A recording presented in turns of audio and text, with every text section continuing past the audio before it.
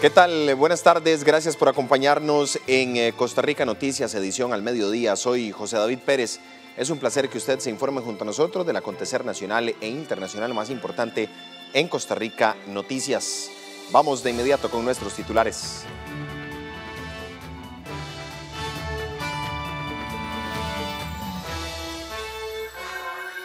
Movimiento Rescate Nacional está convocando a nuevas protestas en las calles para este fin de semana y el martes entrante. Segunda reunión entre el gobierno y los sectores dejó como resultado la definición de 7 bloques temáticos, entre los cuales destaca reactivación económica, pobreza y desempleo. Surfistas podrán volver a practicar esta disciplina en las playas de nuestro país a partir del 1 de noviembre. 3 muertos y gran conmoción por el ataque con cuchillo en una iglesia en la ciudad francesa de Niza. El Movimiento Rescate Nacional está convocando a nuevas protestas en las calles para este fin de semana y el martes entrante. La primera manifestación está programada para este sábado 31 de octubre. Se trata de una caravana vehicular que saldrá a las 8 de la mañana del Parque de San Ramón rumbo hacia el Parque del Agricultor en Alajuela. En tanto, el martes 3 de noviembre, 2 caravanas del sector agrícola se movilizarán hacia la capital. Una saldrá a las 5 de la mañana de los talleres en La Esperanza de Acosta y otra a las 7 de la mañana del Hotel Sheraton en Huachipelín de Escazú. Ambos grupos se unirán en San José frente al Ministerio de Agricultura y Ganadería en La Sabana. Rescate Nacional informó que mantiene su pliego de peticiones y consignas en vista de la falta de apertura de parte del gobierno de la República hacia el diálogo con esta organización. Ese diálogo añade que si se está promoviendo con otras entidades y organizaciones como la Asamblea de Trabajadores del Banco Popular, el Movimiento Cooperativo, organizaciones sindicales, comunales, ambientales, empresariales, diputados e iglesias. El presidente de la Asamblea, Eduardo Cruikshank, y el ministro de la Presidencia se reunieron esta mañana con los representantes de Rescate Nacional. Para ampliar esta información, la periodista Melanie Corrales nos informa desde la Asamblea Legislativa. Melanie, buenas tardes. Hola, ¿qué tal? Muy buenas tardes, compañeros, amigos televidentes. Ya está por dar inicio a la conferencia de prensa posterior a esta reunión que tuvo el presidente del Congreso, Eduardo Cruikshank, con el ministro de la Presidencia, Marcelo Prieto, y también representantes de Rescate Nacional. Y precisamente ya ellos se están ubicando acá en la mesa de la sala de conferencias de prensa, donde van a dar las declaraciones posteriores a lo que fue este encuentro que se realizó hoy en horas de la mañana para tener un acercamiento con esta agrupación de Rescate Nacional. Ya se están ellos acomodando para empezar a brindar todas las declaraciones acá en la conferencia de prensa. Ahí vemos conversando al ministro de la Presidencia, Marcelo Prieto, junto con el presidente del Congreso, Eduardo Cruikshank, y también los representantes de Rescate Nacional. Ya estamos atentos acá para que den inicio con esas declaraciones hoy acá en conferencia de prensa. Vamos a dejarlos con el audio de la conferencia acá en la Asamblea Legislativa.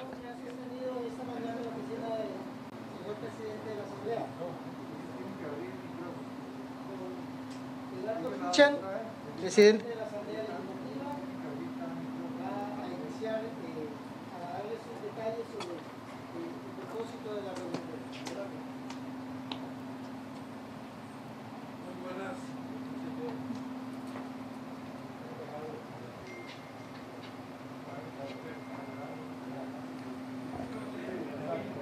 Están teniendo un pequeño problema de audio acá en la sala de conferencias de la Asamblea Legislativa y bueno, esto es parte también del acomodo en el nuevo edificio y las dificultades que se nos ha presentado acá para la labor de la prensa. Escuchemos al presidente del Congreso, Eduardo Cruikshank. Buenas tardes a todos los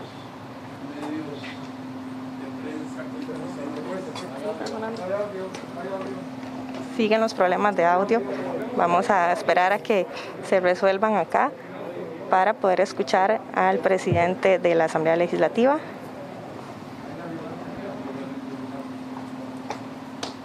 Buenas tardes a todos los buenas tardes a todos los medios presentes. Efectivamente, en el día de hoy hemos sostenido una primera reunión en las oficinas de la presidencia de esta Asamblea Legislativa, porque asumimos el rol de facilitadores,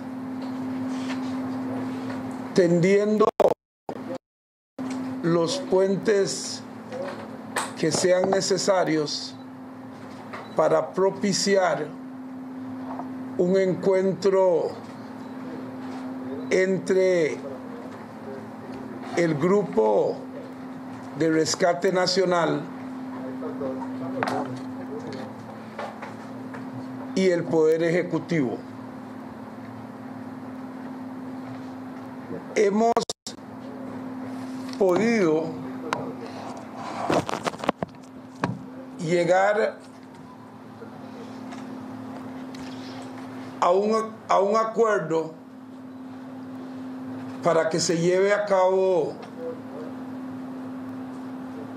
un diálogo por las vías institucionales como corresponde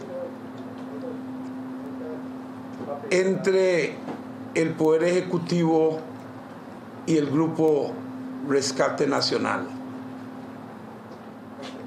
La única condición para que se lleve ese diálogo es que no haya ningún tipo de bloqueo, que las actuaciones sean al estilo costarricense, mediante el diálogo, que es el camino que sustenta las democracias, de forma tal que existe apertura de parte del Grupo Rescate Nacional y del Ejecutivo para tener ese diálogo que se estará señalando fecha en los próximos días. Pero tenemos aquí con nosotros al señor ministro de la Presidencia, al señor Marcelo Prieto, quien podrá detallarles cuál va a ser la ruta a seguir para tener ese encuentro dentro del marco La información que se genera aquí de la vía costarricense, que es el diálogo sincero en un ambiente de paz. Tiene la palabra don Marcelo. Agenda. Gracias. Por el momento no tenemos la posibilidad de tener un buen audio. Gracias, señor presidente. Escuchando. Muy buenas tardes a todos y todas.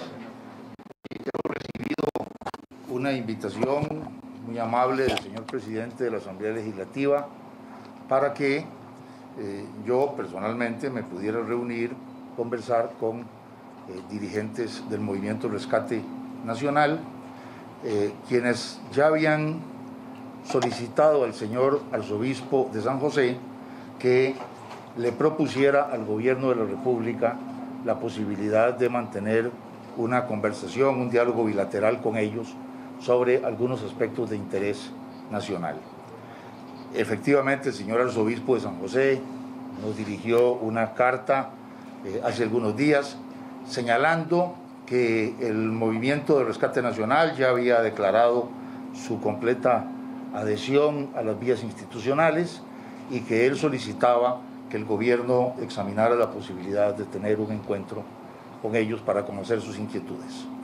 El señor presidente de la Asamblea muy gentilmente se convirtió en el facilitador de esta posibilidad y nos invitó a esta reunión a la que concurrimos con la voluntad del gobierno de la República manifestada permanentemente de siempre procurar las vías de diálogo, las vías de la concertación, las vías de solución pacífica de cualquier controversia en el ámbito de la política nacional o de los requerimientos económicos, sociales que tiene el país en estos momentos. Con muchísima atención hemos escuchado el planteamiento de los representantes de Rescate Nacional. Hemos quedado de acuerdo en que nos van a pasar una lista mínima de puntos a tratar, de temas que podrían discutirse en una reunión la semana entrante con el Poder Ejecutivo, con el Gobierno de la República, y nosotros la recibiremos y con la reafirmación que ellos han dado de continuar ejerciendo su acción social y su acción política dentro de las vías de la institucionalidad y dentro de los caminos que prevé el régimen jurídico y político democrático que tenemos en Costa Rica. Recibimos esas preocupaciones, esos temas, y valoraremos el momento oportuno y las condiciones óptimas para estarle respondiendo a ellos muy pronto. Yo espero que tal vez la semana entrante estaremos diciéndoles las posibilidades que ve el gobierno cuando hayamos examinado la lista de temas y las preocupaciones que los han llevado a buscar este diálogo con el gobierno. Este diálogo no sustituye, no tiene nada que ver con los diálogos multisectoriales que están realizándose, tanto el del Gobierno de la República, que ha sido muy exitoso y que ayer logramos un avance muy significativo en el señalamiento de fechas y demás para continuar buscando soluciones a los problemas planteados, sino también con el del Banco Popular y con el de algunas otras entidades y grupos que están también promoviendo esfuerzos de diálogo.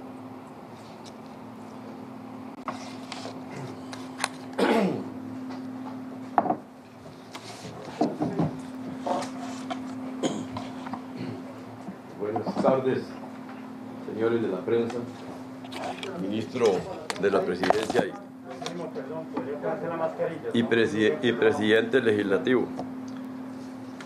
Gracias por la oportunidad de mediar para que tuviéramos esta conversación. En realidad lo que se dio hoy fue una conversación en aras de buscar la forma de dialogar con el presidente.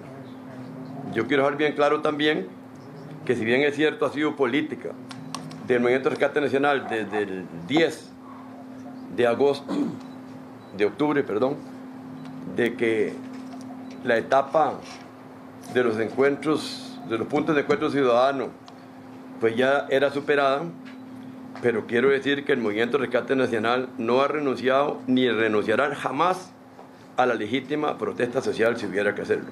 Eso que quede bien claro.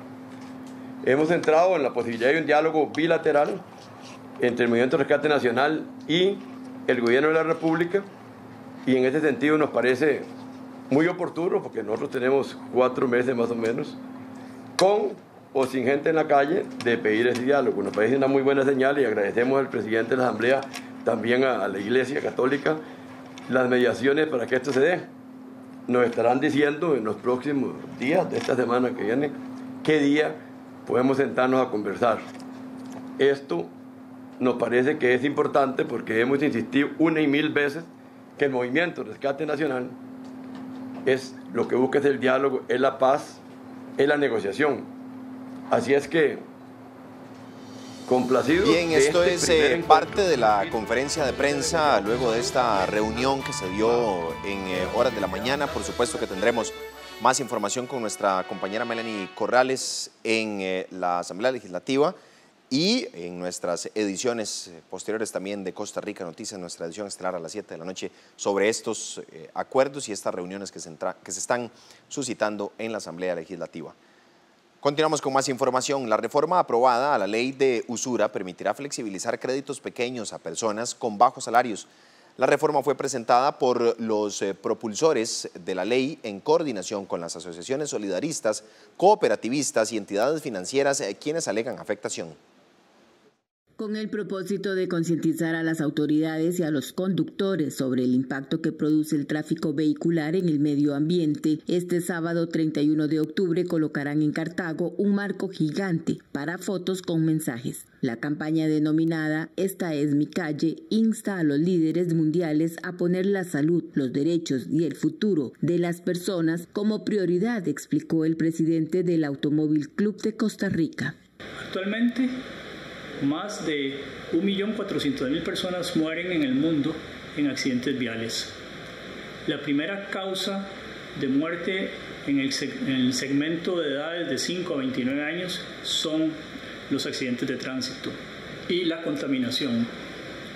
Por lo tanto, les instamos a que se unan a esta campaña "Esta es mi calle". El jerarca aseguró que el Cantón Central de Cartago ha colaborado con su ciclovía, los programas Bici Pública y la Escuela Vial. Entre tanto, el alcalde de Cartago, Mario Redondo, manifestó que quieren que el desarrollo del cantón esté acompañado de alternativas de transporte, de la tranquilidad y seguridad de quienes transitan por las calles brumosas. La actividad organizada por el Automóvil Club de Costa Rica será sobre la ciclovía de Cartago, costado norte de la estación de trenes, de las 7 de la mañana a las 12 mediodía. Las estadísticas de la Federación Internacional del Automóvil señalan que cada año mueren 250.000 niños y jóvenes en accidentes de tráfico en todo el mundo.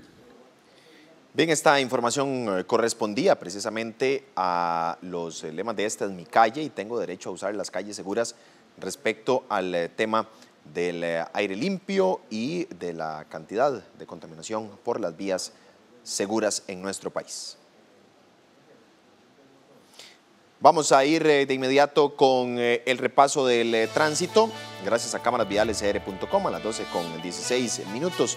El sector de Atillo 8, condiciones bastante densas en el tránsito vehicular hacia el sector de Atillos. Mucha tranquilidad, conductores. En el sentido contrario no hay ningún problema. Tránsito totalmente fluido. Nos trasladamos también al sector de la General Cañas, en las cercanías del puente J. Orlich. Condiciones muy favorables para quienes transitan, clima totalmente soleado en este sector, no hay problema con lluvias. 12:17, registro nacional en Zapote, condiciones favorables para quienes se enrumban saliendo de Zapote hacia el sector oeste de esta zona.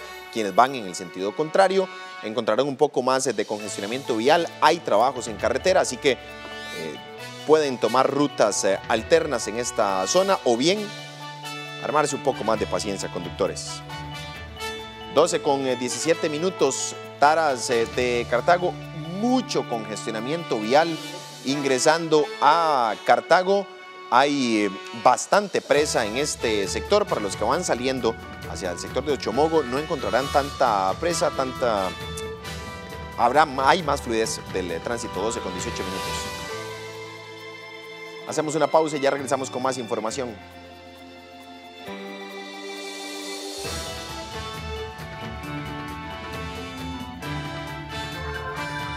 Segunda reunión entre el gobierno y los sectores dejó como resultado la definición de 7 bloques temáticos, entre los cuales destaca reactivación económica, pobreza y desempleo.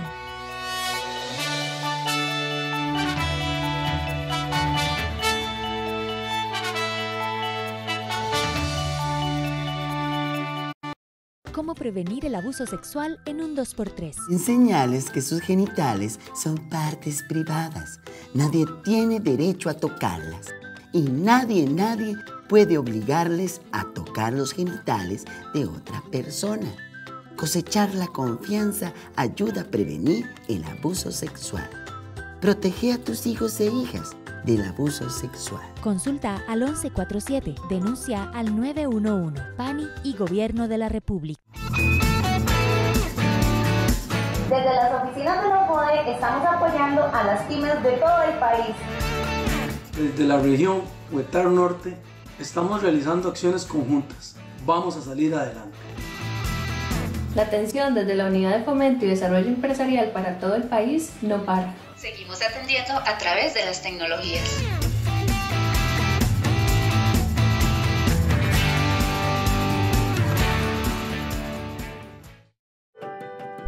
Lo que más nos emociona es poder recibirlos de nuevo, para que ustedes puedan sentir la felicidad de turistear, porque de todo lo demás ya nos estamos ocupando nosotros. Y en conjunto con el Ministerio de Salud y el Instituto Costarricense de Turismo, hemos trabajado los protocolos para que volver a turistear sea seguro tanto para ustedes como para nosotros. Estamos más que listos para vernos de nuevo. Volvamos a turistear por Costa Rica. Ingresa a vamosaturistear.com.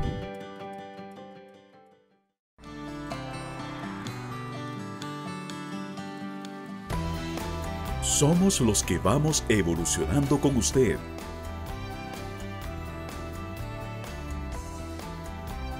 Somos compromiso con el cambio.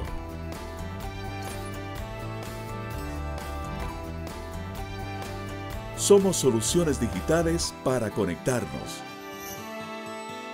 Somos el Banco de Costa Rica.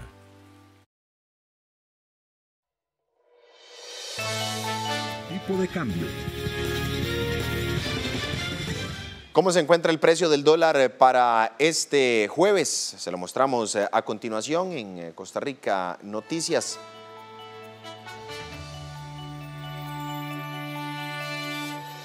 $5 con 45 céntimos y la venta en 611 colones con 93 céntimos.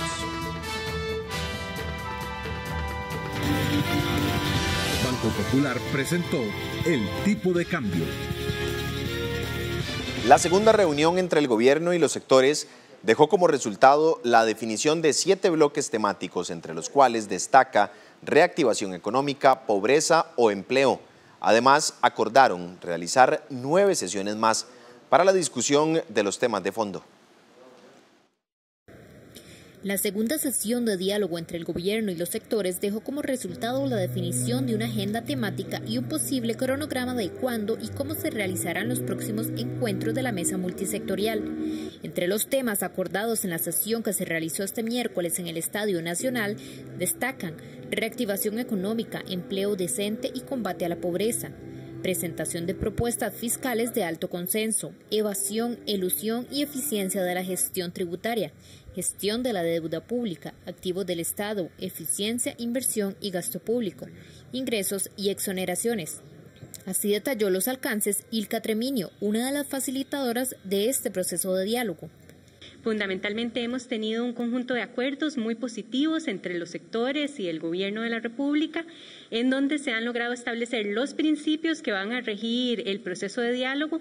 También se logró discutir y acordar la consulta a las diferentes bases, juntas directivas y miembros de los sectores de los representantes en cuanto a la temática programada. De acuerdo con el planteamiento del Gobierno, las sesiones se extenderían por 3 semanas, entre las cuales se realizarán 3 encuentros por semana, desde el jueves 5 de noviembre hasta el 21 de noviembre.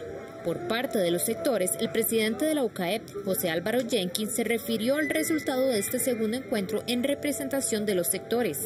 Aprobamos la metodología y luego finalmente aprobamos los grandes temas que se van a estar discutiendo en las siguientes semanas y definimos, al rato tuvimos un moderador de lujo, el señor presidente al rato nos sirvió ahí de facilitador y manejando muy bien la temática. Y logramos tener una próxima reunión el próximo jueves 5 de noviembre. Además, el presidente de ANDE, Gilberto Cascante, resaltó que los representantes deberán someter a discusión de sus bases los acuerdos tomados en esta sesión.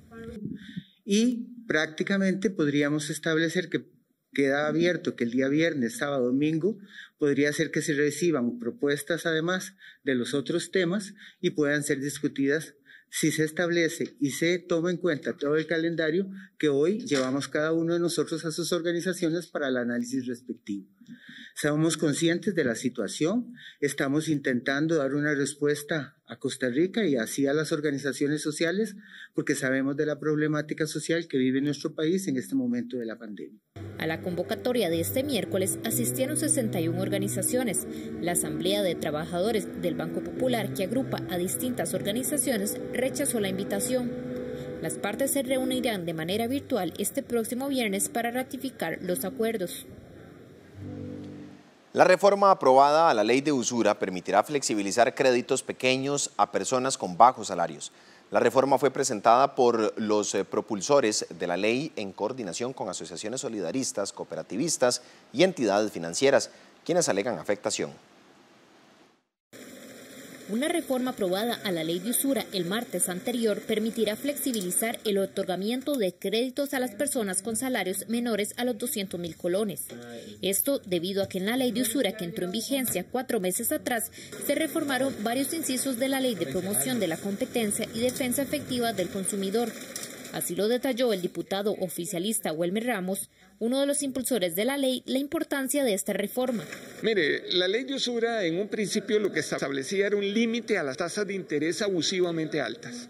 Pero después aquí algunos legisladores le metieron temas distintos que están afectando el refinanciamiento de los créditos, porque le metieron consultas obligatorias que tienen que hacer hoy las solidaristas, las cooperativas, a la SUGEF.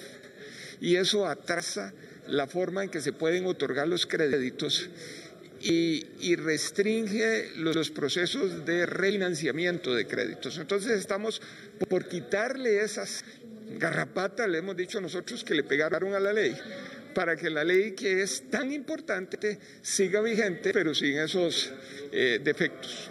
El diputado puntualizó cuáles son los cambios que implica la reforma. Bueno, se elimina la consulta de cada uno de los préstamos a la SUGEF, ¿verdad? Y entonces se elimina una obligatoriedad que se le estaba dando al Banco Central para que tuviera que ser un sistema en que le cobrara las deudas a los bancos y que obligara a los patronos a recoger esa plata y pasarla. Entonces, esas eran cosas que no deberían estar en la ley y entonces las estamos eliminando. La reforma fue planteada por los diputados propulsores de la ley de usura, el diputado oficialista Welmer Ramos y el liberacionista David Gurzón, en conjunto con la Confederación Nacional de Asociaciones Solidaristas, CONASOL, y el Movimiento Solidarista Costarricense. Dicho cambio fue aprobado en primer debate por 45 diputados y ahora resta un segundo debate para que quede en firme. El inesperado incremento en el precio del dólar tiene las alarmas encendidas, no solo en el Banco Central, que debió salir a inyectar recursos para evitar una mayor escalada, sino también en los consumidores. En este mes, el precio de la divisa estadounidense se ha incrementado en más de 7 colones y algunos economistas hablan de que para fin de año el dólar podría llegar a los 630 colones. Para ahondar sobre este asunto y las alternativas para los deudores, tenemos a don Danilo Montero, director de la Oficina del Consumidor Financiero. Don Danilo, bienvenido a Costa Rica Noticias. Este es un país muy dolarizado. Los créditos para la compra de carros y casas, por ejemplo, en su mayoría se negocian en dólares. ¿Tienen alguna alternativa estos deudores y cuál sería? Buenas tardes. Muy buenas tardes, un gran gusto estar con ustedes. Efectivamente, por diversas razones, Costa Rica se convirtió a lo largo de más de 20, 30 años en un país dual, manejamos dos monedas.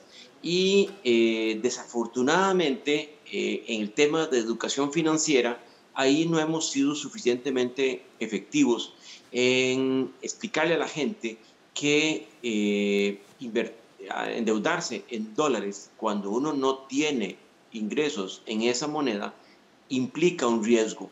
Para algunas personas ha significado la posibilidad, cuando el tipo de cambio ha bajado, sí, ha bajado su cuota, pero eso también puede moverse en su contra, que es lo que está ocurriendo en este momento, ¿verdad? Y entonces, las personas deberían, en la medida de lo posible, hacer un ejercicio de determinar hasta qué tipo de cambio pueden soportar ellos una deuda. Porque si el tipo de cambio puede ser superior a eso, definitivamente tomar una deuda en dólares no es lo mejor. Aunque la tasa de interés es muy atractiva, es una tasa de interés mucho más baja, eso solo es válido, solo es favorable si el tipo de cambio no se mueve. Si el tipo de cambio puede subir, y sabemos que a lo largo de los años el tipo de cambio puede subir, eso significa un gran riesgo para las personas y lo están viendo en este momento. Don Danilo, ¿es un buen momento para renegociar deudas en dólares y pasarlas a colones o sería mejor esperar? Vamos a ver, nos parece que depende como uno, de la situación concreta que uno tenga.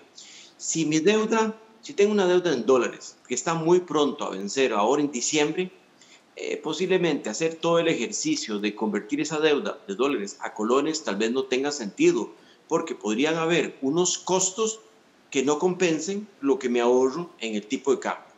Si tengo una deuda de la casa, ahí hay otra situación, y es que si la entidad en la que tengo la deuda me puede convertir la deuda de dólares a colones, muy probablemente yo me puedo ahorrar algunos costos. Si el crédito es hipotecario, bueno, la hipoteca sigue sirviendo, nada más que ya no es en dólares, sino en colones.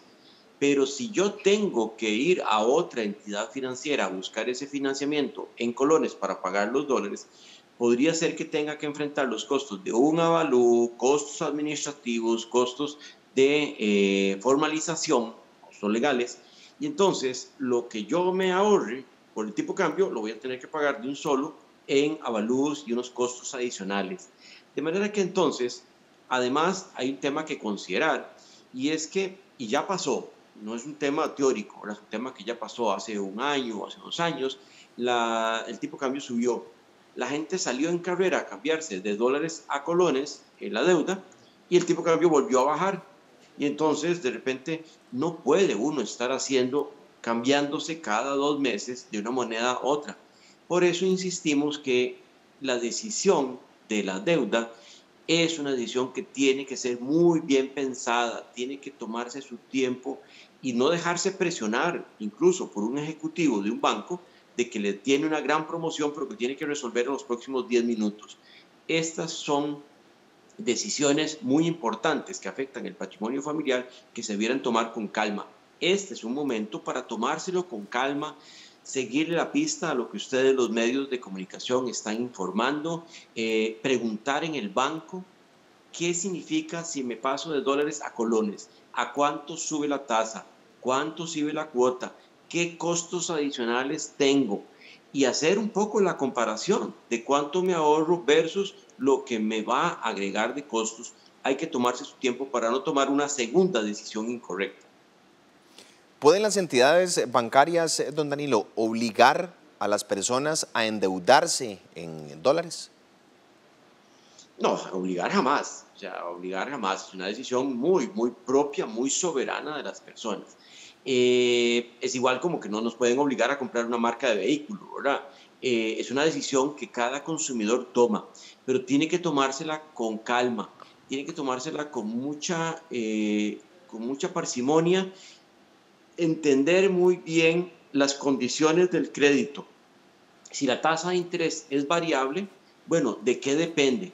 ¿Cuándo podría subir la tasa? Porque bajar no me afecta, pero subir sí.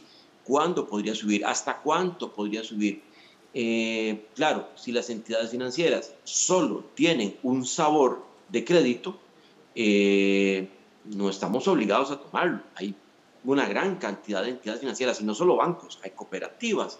Y entonces, estas decisiones, sobre todo para comprar auto, comprar una casa, para financiar los estudios, las personas deberían tomarse su tiempo para poder revisar quién tiene las condiciones que se ajustan a mis circunstancias, no al revés, que yo me acomodo a las circunstancias de la entidad financiera. Eso no es la forma correcta como uno debería tomar la decisión. A pesar, o más bien en este caso en particular, además de las cuotas de préstamos, ¿cuáles o otros efectos que pueden tener el alza del precio del dólar en el consumidor? Vamos a ver, si el crédito es en dólares, hay que tomar en cuenta entonces el tipo de cambio, hay que tomar en cuenta la tasa de interés en 2 sentidos. Uno, la tasa de interés con la que yo estoy entrando al crédito. Y por otro lado, los factores que pueden incidir en el costo del financiamiento. Por ejemplo, en este momento, tomar crédito en dólares para casa, están las tasas muy bajas, muy, muy bajas. Y uno diría, es una buena oportunidad tomar un crédito en dólares porque tengo esa situación a mi favor. Pero si el crédito es a 20, 25, 30 años, casi que podemos jurar que en algún momento las tasas de interés van a subir, porque si uno revisa la historia, las tasas suben y bajan, suben y bajan. Estamos en un momento en que las tasas de interés son muy bajas. Y entonces, si el crédito dentro de 3 años todavía tasa de interés baja, muy probablemente que sí, pero muy probablemente dentro de 10 años las tasas de interés van a ser otras.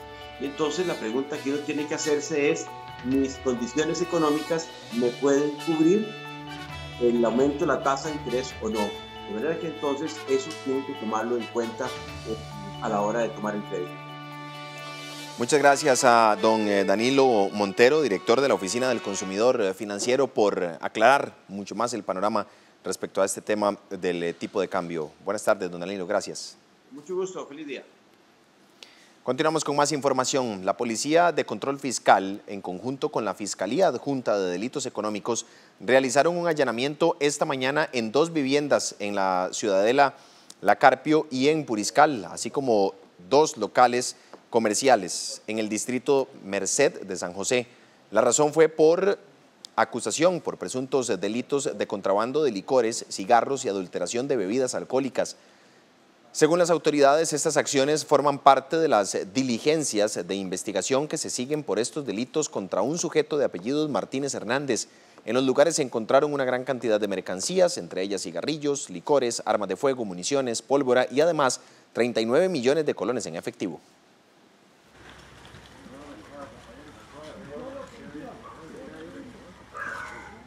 Este jueves en Animales en Libertad le presentamos a la civeta africana.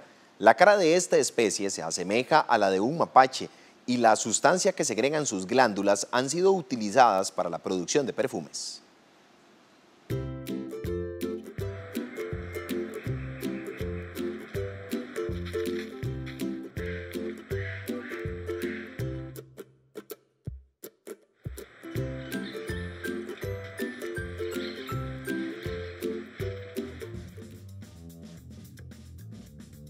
Les presentamos a la civeta africana. Su principal característica es el aroma que segregan sus glándulas, mismas que se ha utilizado a lo largo de los años para fabricar perfumes. Las civetas se reconocen por los detalles de sus máscaras de cara oscura que se asemejan a las de un mapache y también por las rayas blancas de su cuello. Sus cuerpos son de color plata o crema, tienen marcas y manchas negras parduzcas. La longitud de su cuerpo es de 60 a 90 centímetros y su cola puede medir de 43 a 60 centímetros. Las civetas son predominantemente nocturnas, pero a veces se ven en la mañana o en la tarde en días nublados. La actividad máxima ocurre 1 o 2 horas antes del atardecer hasta cerca de la medianoche. La civeta africana es solitaria, excepto cuando se reproduce. El conocimiento de sus hábitos es limitado, debido a que son nocturnas y tienen un estilo de vida muy reservado. Quienes las conocen aseguran que no son peligrosos, sino más bien animales dóciles.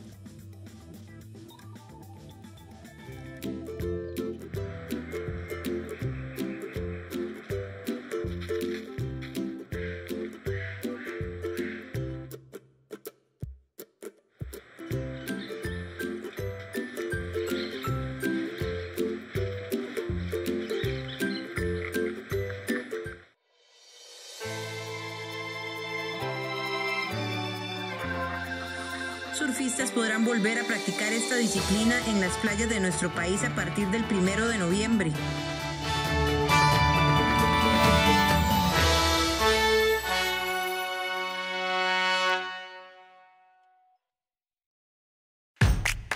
Soy Oscar, mis amigos me esperan porque hoy toca cletear.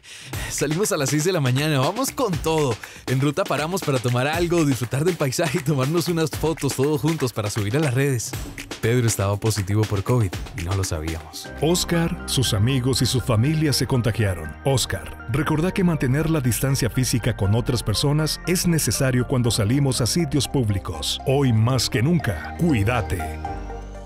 Hola, soy Juan, un trabajador que se esfuerza por su familia y ahora que permanecemos en casa debemos ahorrar. Yo tuve que retirar mi fondo de capitalización laboral, pero estoy siendo muy cuidadoso al administrarlo. El FCL es un auxilio de cesantía en caso de desempleo, suspensión del contrato o reducción de la jornada. Retírelo sin salir de casa en www.bancopopular.fi.cr o llamando al 4052-8720 y 4101-5910. Popular Pensiones, el asesor de su futuro. Para cumplir con la normativa de limpieza de espacios de trabajo o de uso común y así evitar el contagio de COVID-19, el INA ofrece una serie de guías digitales de autoaprendizaje, con acceso libre, que no requieren matrícula, tutorías ni evaluación. Esta es una herramienta para facilitar la reactivación económica de los diferentes sectores productivos del país. Encuentre las guías en www.ina.ac.cr. INA. Tecnología e innovación para la empleabilidad.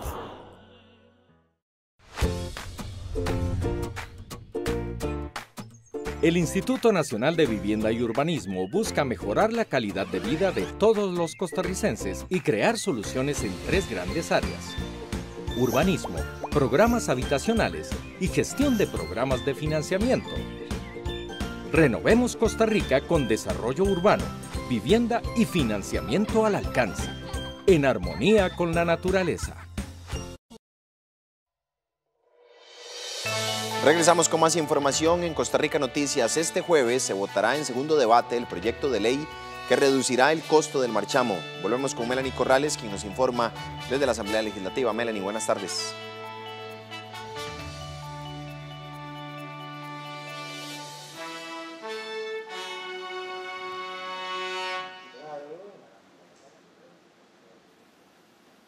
Momento en el plenario se está discutiendo el segundo debate del proyecto para reducir el costo del marchamo del 2021. De hecho, se extendió la sesión hasta la 1:15 de la tarde para poder votar este proyecto de ley en segundo debate y que se convierta en ley de la República. Sin embargo, nos mencionaban algunos diputados que la ARECEP hizo un pronunciamiento debido a que les indicó que se dio un error. Esto porque al final de la discusión de este proyecto de ley en primer debate el pasado martes, se incluyó hacer una reducción del 50% al canon que pagan los taxistas para la ARECEP y también para el Consejo de Transporte Público. En eso están, esa es la discusión que se está dando en este momento en el plenario legislativo. Veamos.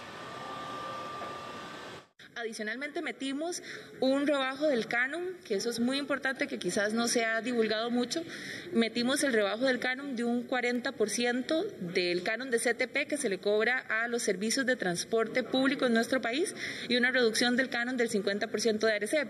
Esto tomando en consideración que los taxistas, los transportistas de las diferentes modalidades, los turoperadores que tienen busetas, que dan servicio también turístico a través de esas busetas, han movido muchísimo menos volumen de personas a través de este tipo de servicios y han visto bastante golpeadas sus finanzas. La ARECEP nos alertó de un error que se cometió, pero el proyecto va y está en quinto lugar de la agenda y lo vamos a votar. ¿Cuál fue ese error? De los cánones para los servicios especiales, buses, taxis, y que realmente se está afectando a la ARECEP. Y habrá que ver cómo se soluciona el problema, pero eso no estaba en la agenda ni en la negociación, se metió de última hora en una moción y hoy está causando problemas. No, se va a votar así porque en realidad lo que estaban alegando incluso era una inconstitucionalidad por el hueco tan grande que supuestamente quedaba, pero ya el ministro de Hacienda ya aclaró de que ese hueco no existe porque se va a coger de un superávit que hay de ciertas instituciones. Entonces yo creo que vamos a seguir en el segundo debate como se votó en el primero. Bien, esa es la discusión que se está dando acá en este momento en el plenario legislativo con respecto al proyecto de ley para reducir el costo del marchamo. Anteriormente les presentamos la conferencia de prensa que tuvo el presidente del Congreso, Eduardo Cruikshank, junto con el ministro de la Presidencia, Marcelo Prieto, y también representantes del Movimiento Rescate Nacional. El acuerdo fue que a partir de la próxima semana se establecerá una mesa de diálogo entre el Poder Ejecutivo y Rescate Nacional. Célimo Guido lo que dice es van a suspender los bloqueos porque esa fue la condición del gobierno, que podían sentarse a hablar siempre y cuando no se dieran más bloqueos, y el ministro de la Presidencia, Marcelo Prieto, dijo que en el momento que se dé algún bloqueo, pues se suspendería estas conversaciones. Sin embargo, Célimo Guido insiste en que sí se van a estar realizando diversas manifestaciones, como las caravanas ya anunciadas para este sábado y también para la próxima semana. Antes de regresar con usted al estudio, José David, nada más comentar también que se aprobó una moción para que a partir del próximo lunes las sesiones del plenario legislativo vuelvan al horario de las 3 de la tarde. Esta es la información que tengo desde el Congreso. Vuelvo con ustedes. Buenas tardes. Gracias, Melanie, por el detalle de la información desde la Asamblea Legislativa. Los surfistas podrán volver a practicar esta disciplina en las playas de nuestro país a partir del 1 de noviembre. Esto luego de tener listos los protocolos sanitarios correspondientes. Según el Instituto Costarricense de Turismo, en promedio, cada surfista extranjero que ingresa a Costa Rica permanece 17 días y gasta cerca de 75.000 colones al día. La práctica del surf volverá a permitirse en las playas del país a partir del 1 de noviembre ante la apertura de fronteras. Esto luego de que se lograran tener los protocolos sanitarios correspondientes y ser distribuidos a más de 400 instructores a lo largo del territorio nacional donde se practica este deporte. Para que los surfistas puedan practicar esta disciplina, deberán realizar una consulta previa de cupos y horarios, mantener el distanciamiento físico, el higiene personal y constante desinfección del equipo como tablas de surf y otros accesorios. Bueno, entre las medidas que se están solicitando a estos negocios es, ¿verdad?, primero mantener cupos limitados y establecer horarios. También se les está solicitando, ¿verdad?, que a la hora de la clase mantener las distanciamiento social entre el instructor y sus clientes y la constante desinfección e higiene, ¿verdad?, tanto personal como de los equipos que se utilizan. Todos estos negocios, ¿verdad?, que se encadenan también en las zonas costeras con hoteles, con restaurantes y otras atracciones turísticas de la zona. Según datos del Instituto Costarricense de Turismo, el 17% de los turistas que visitaron el país por la vía aérea en el periodo 2017-2019 practicaron surf como parte de las actividades realizadas durante su estancia y el 72% efectuaron actividades relacionadas con el sol y la playa. Los surfistas en promedio se hospedan en suelo nacional 17 días y gastan $122 por día, es decir, cerca de 75.000 colones. Según datos del Instituto Costarricense de Turismo, el 17% de los turistas que visitaron Costa Rica por la vía aérea entre 2017 y 2019 realizaron la práctica del surf como parte de sus actividades realizadas durante su estadía, y el 72% hicieron actividades relacionadas con sol y playa. Esto devela el posicionamiento de Costa Rica como un destino apto para el surfing y con playas reconocidas internacionalmente. Muchas felicitaciones. Recientemente, Playa Hermosa en Garavito fue designada como la próxima reserva mundial de surf. Será la primera en Centroamérica y la 11ª a nivel global. El galardón lo entregó una organización sin fines de lucro estadounidense. Costa Rica fue sede en 2 ocasiones de mundiales de surf, en el 2009 y en el 2016. Ante la necesidad de apoyar la economía verde, una herramienta digital le permitirá a los turistas comprar en un sitio web compensaciones de gases con efecto invernadero. Con el propósito de compensar la huella de carbono generada en vuelos aéreos y viajes terrestres, el Fondo Nacional de Financiamiento Forestal, FONAFIFO, y el Instituto Costarricense de Turismo firmaron un convenio para captar recursos financieros para el programa Pago de Servicios Ambientales. Con estos recursos se promoverá la plantación de árboles, la protección de las cuencas hidrográficas, la regeneración natural y los sistemas agroforestales en las fincas. Se habilita una herramienta para que el turista internacional o el turista nacional, en una página web de un sencillo mecanismo, pueda calcular la huella de carbono que emite en su viaje y la pueda mitigar mediante un pago. Un pago que para un turista internacional oscila entre 5 y $20. Es decir, es un porcentaje muy bajo en comparación con todo el costo de su viaje. Este pago va al Fondo Nacional de Financiamiento Forestal, que es el fondo del cual se obtiene el pago de servicios ambientales para fincas y que aporten a la conservación y a la producción de más bienes y servicios para este país. Entonces, de verdad que nos sentimos sumamente halagados de tener de socio al Instituto Costarricense de Turismo, que nos brinda la oportunidad de expandir el programa a través de este nuevo mecanismo que vamos a implementar y que tenemos toda la expectativa de poder atraer más recursos financieros al programa. Pero ¿cómo funcionará la calculadora? Para ser efectivo el aporte económico, los turistas deben ingresar al sitio web www.fonafifo.go.cr, el cual los lleva a la calculadora para realizar el siguiente procedimiento. Con respecto a los datos, en esta pestaña, el turista debe especificar el país de origen, el respectivo aeropuerto, el número de pasajeros, ya sea si es un viaje individual o familiar, el país del destino y si el recorrido es solo ida o ida y vuelta, y pulsar el botón Calcular. Con respecto a los resultados, posteriormente se dirige a la pestaña Resultados, que especifica el CO2-E producido por el viaje, que equivale a la compensación que tendrá que realizar. Entre tanto, la compensación, una vez realizado el paso 2 en la pestaña Compensar, se especifica el monto en dólares para compensar las emisiones de gases generadas. En este punto, el turista podrá gestionar el pago con tarjeta de débito o de crédito. Entre 1997 y el 2019, los programas de FONAFIFO han logrado recuperar una cobertura boscosa de más de 1.300.000 hectáreas y del año 2003 al 2019 sembraron 8 millones de árboles en sistemas agroforestales. Con la finalidad de ayudar a 90.000 educadores y funcionarios del Ministerio de Educación Pública, la Caja de Ande devolverá las cuotas de sus préstamos a sus accionistas este 5 de noviembre. Se trata de 256.000 operaciones de crédito que equivalen a unos 20.500 millones de colones. Por seguridad sanitaria, la entidad sugiere usar la tarjeta de débito, transferencias vía Simpe Móvil o la web banking. En caso de que alguna persona no desee recibir la devolución, debe enviar un correo electrónico y autorizar que se utilice el dinero del ahorro voluntario para aplicarlo a las operaciones de créditos correspondientes.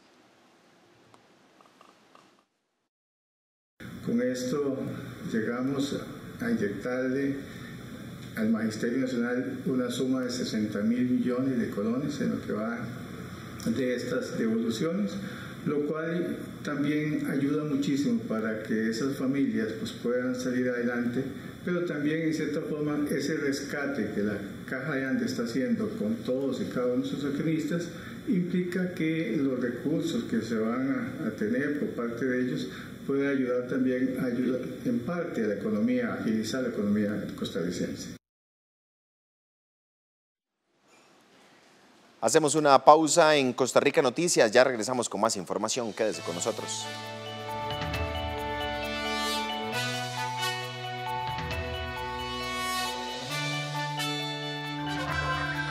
Tres muertos y gran conmoción por el ataque con cuchillo en una iglesia en la ciudad francesa de Niza.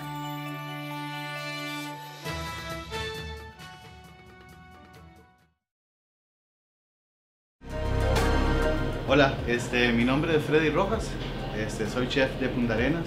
Uno de los platos más vendidos de nosotros, o más apetecidos y gustados por el público, es el ceviche de pulpo. Creo que en Punta Arenas se ha hecho un poco famoso, o bastante famoso ya, porque es algo diferente, digamos, algo en la cocina que no se veía en Punta Arenas. Es algo, una mezcla peruana con cocina japonesa. La gente al principio fue como quisquillosa para probarlo, porque no es cualquiera que come pulpo. Pero cuando lo probaron por primera vez por alguien, recomendado por alguien, creo que esa persona se fue primero una y el otro, y creo que es uno de los platos, o estoy seguro que es el plato más vendido acá por el ceviche de pulpo. Implementamos todas las medidas de seguridad, desde que ingresan los productos, a quién se le compran, cómo llegan al establecimiento, qué procedimientos se dan de limpieza, desinfección para llegar a la cocina, de la cocina, qué procedimientos se dan para llegar a la mesa de cada cliente. Punta Arenas es un lugar bonito, agradable, es uno de los lugares más lindos de este país, con la gente linda, amable, y con mucha gente trabajadora que necesita que ustedes, los de otros lugares, regresen a Punta Arenas. Somos un lugar donde los cuidamos, donde estamos con todas las medidas para su confort y su seguridad, para ustedes y los suyos. En Punta Arenas no nos preocupamos, nos ocupamos porque usted regrese a Punta Arenas. ¡Jale al puerto!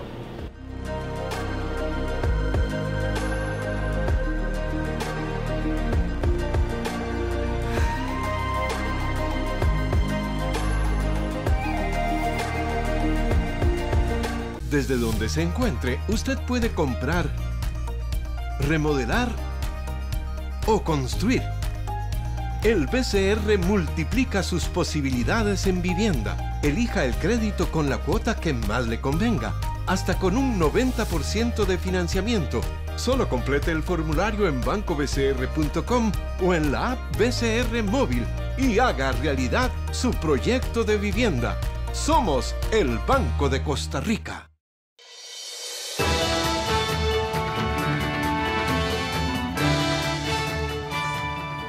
Regresamos con más información en Costa Rica Noticias. Vamos al plano internacional. 3 muertos y gran conmoción por el ataque con cuchillo en una iglesia en la ciudad francesa de Niza. La ciudad francesa de Niza se vio sacudida el jueves por un ataque con cuchillo en una iglesia. Al menos 3 personas murieron y varias resultaron heridas, 2 semanas después de la decapitación de un profesor en una localidad cercana a París por haber mostrado en clase caricaturas del profeta Mahoma. Según una fuente policial, el atacante resultó herido durante la intervención de las fuerzas de seguridad y fue transportado al hospital.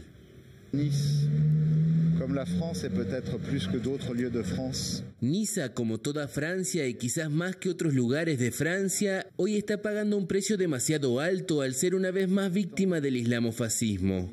No hay duda del significado de este hecho, dado que el autor no dejó de repetir delante de nosotros Alá es el más grande mientras estaba recibiendo tratamiento médico en el lugar. La Fiscalía Antiterrorista francesa abrió una investigación por asesinato e intento de asesinato vinculado a una empresa terrorista y conspiración criminal terrorista. En 2016, Niza fue blanco de un ataque yihadista que dejó 86 víctimas. La Conferencia de Obispos de Francia describió el incidente como incalificable y dijo que los cristianos no deben convertirse en un símbolo a destruir. 12:56 minutos, el huracán Zeta impactó el miércoles el sur de los Estados Unidos, convertido en categoría 2. Zeta impactó el miércoles el sur de Estados Unidos, convertido en huracán categoría 2. Llevó vientos peligrosos de hasta 145 kilómetros por hora, mientras los residentes de Nueva Orleans, en el estado de Luisiana, se prepararon para posibles inundaciones. Aunque esta vez la peor parte se la llevaron ciudades como Lake Charles, unos 320 kilómetros al oeste, cerca de la frontera con Texas. El huracán se debilitó al moverse hacia el sureste de Mississippi, aunque mantenía los fuertes vientos. Los equipos de emergencia advirtieron de árboles y líneas de tensión que se habían desplomado. Cerca de 500,000 personas estaban sin electricidad en el estado de Luisiana. Las inundaciones parecían una amenaza menor en esta ocasión, ya que la tormenta se movía muy rápido, a unos 32 kilómetros por hora. Pero las autoridades locales urgieron a no confiarse debido a los vientos peligrosos. Esta es la 5ª gran tormenta que golpea a Luisiana este año. Nueva Orleans sigue traumatizada por el huracán Katrina, que inundó el 80% de la ciudad y dejó más de 1,800 muertos hace 15 años. El candidato demócrata Joe Biden advierte que controlar la COVID-19 requiere inmenso esfuerzo, mientras que Donald Trump sigue ritmo frenético en el cierre de campaña. El candidato demócrata a la Casa Blanca, Joe Biden, advirtió el miércoles que controlar el COVID-19 va a requerir un esfuerzo inmenso y que no hay un botón mágico para terminar con la pandemia. No ando con la falsa promesa de ser capaz de poner fin a esta pandemia pulsando un interruptor, pero lo que puedo prometerles es esto. Empezaremos desde el primer día haciendo las cosas correctas. Dejaremos que la ciencia impulse nuestras decisiones. Trataremos honestamente con el pueblo estadounidense y nunca, nunca, nunca renunciaremos. Así es como eliminaremos a este virus. Biden, de 77 años, permaneció en su residencia de Delaware y votó anticipadamente. El candidato demócrata volvió a criticar a su rival Donald Trump sobre la situación sanitaria, que ha acaparado la campaña en un país donde hay más de 227,000 muertos por COVID-19, más que ninguna otra nación del mundo. Por su parte, Trump, que busca la reelección, sigue con su frenético ritmo de campaña, ajeno al virus, y el miércoles visitó Arizona e ignoró la crisis de COVID-19, en un entorno en que muchos de sus simpatizantes ni siquiera usaron mascarillas mientras lo vitoreaban con energía. Según una encuesta del compilado de sondeos 538.com, un 57,4% de los estadounidenses desaprueban la gestión de Trump frente al COVID-19. Los votantes van a votar temprano, pero realmente van a votar el martes. Quieren esperar hasta el martes. Esa es la tradición. Al menos la tradición conmigo, que también sucedió la última vez, y lo llamo una gran ola roja, y creo que verán algo que será increíble. Sin pruebas, Trump volvió a su acusación sobre un posible fraude en las elecciones. Unos 74.700.000 estadounidenses ya emitieron su sufragio. La cantidad de votos emitidos anticipadamente sugiere dos cosas. La primera es que en estas elecciones habrá un récord de participación. Y la segunda es que probablemente los resultados no se conozcan la noche de la reñida votación, el 3 de noviembre. Hasta aquí la presente edición de Costa Rica Noticias. Gracias por habernos acompañado. A las 7 de la noche tendremos más información en nuestra edición estelar. Recuerde que puede seguirse informando en nuestras plataformas digitales. En Facebook nos encuentra como Costa Rica Noticias, en Twitter como @SinarNoticias, nuestra página web costarricamedios.cr. Vamos de inmediato con la conferencia de prensa de actualización de datos COVID-19 para este jueves. Feliz tarde, que la pasen bien.